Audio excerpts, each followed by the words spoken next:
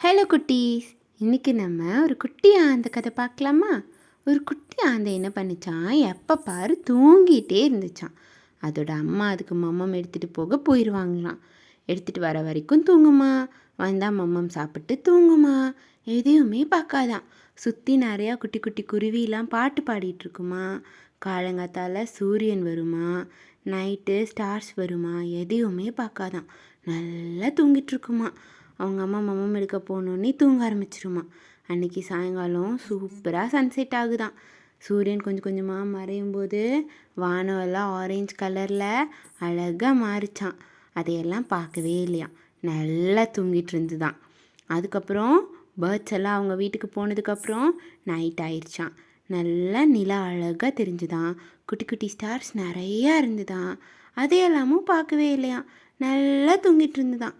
அன்னைக்கு திடீர்னு காலங்காத்தால் முழிச்சுக்குச்சான். முழிச்சு பார்த்தப்ப தான் அங்கே அழகாக சூரியன் உதிச்சிட்டு இருந்துதான்.